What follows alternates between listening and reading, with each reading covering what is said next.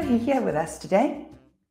Thank you for joining us, because today we've got a topic that I think actually could change the world. It's not my topic, lots of people have spoken on it, but I'm particularly passionate about it. And that is that knowing is not always doing.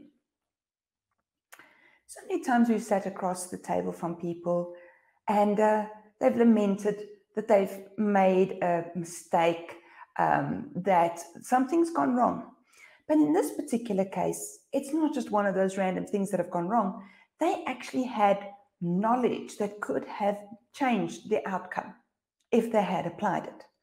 But for some reason in that moment, it wasn't ingrained in them, or, they'd learned about it at some point, but they sort of put down the books and didn't think about it again, or never got back to their studies. But in that moment, that information could have changed the world. So I think with companies, a lot of effort is put into training and development. But alas, I think that very often companies complain that knowing and doing are two different things. And that we send people off for training, they come back, and they actually never convert the knowledge into action. Well, just before we, kick aside the employees and decide that they know good, I think one of the things that we do need to keep in mind is that businesses are big systems, and systems theory says systems prefer the status quo. However it worked up to this point, that's the way it must carry on working. And so what happens is when we send one or two people away for training and they come back, sometimes it's not the lack of wanting to action the training.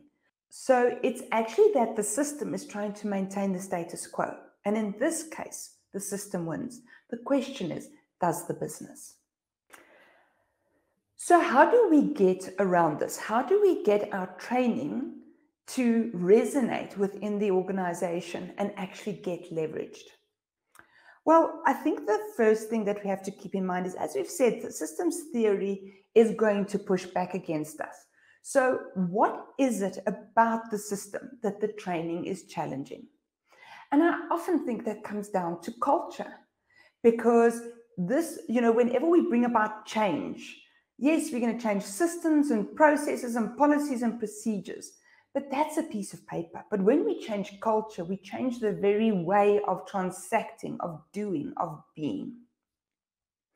So from this perspective, I think what we're seeing is that maybe if we take a look at how culture is influenced by the training and the expectations of the training, there we can find training that maybe is a good fit to allow people to come back and action the training.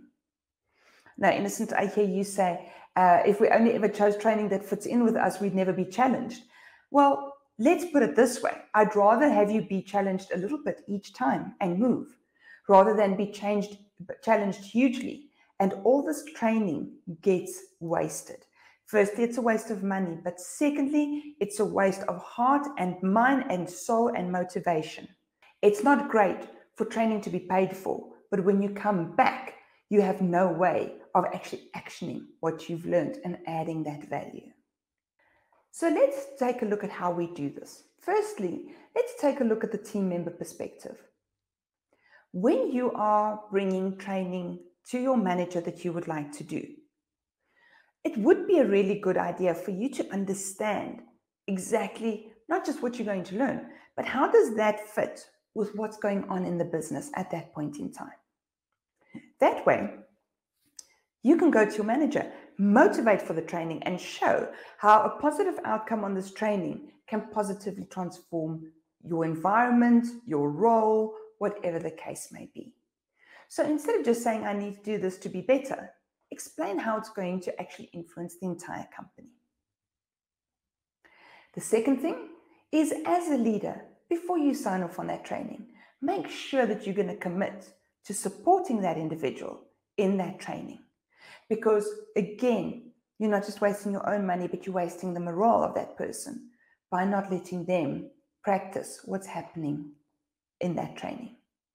Having said that, you might not be open to all of it, but understand that some change is going to have to occur. Some of this information is going to have to be brought back into the company in order for there to be a return on investment. And then thirdly, manager, entrepreneur, executive, stop reading books and not doing what they say. We spend so much time trying to read the right articles, the right books, the right magazines, the right blogs, to follow all the right influencers and thinkers in leadership and development. But what do? We read the book, we close it, and we put it down on our table, and we never take, for our own edification, for our own growth, anything out of it. And I think from that perspective, if we aren't good learners, if we aren't good students, then we can't expect that of those people that work for us. And so I hope that you will find this little clip very interesting, and I hope it helps you think about a couple of things. As always, if you've liked it on the YouTube page, please subscribe and click on the notification bell so that you know when you're going to hear from us again. And then if you are following us from LinkedIn and Facebook, welcome. It is lovely to have you here. And please will you like and share and comment on this post on those platforms, and then head over to YouTube and subscribe. And until next Friday, I will see you at the Performance Café.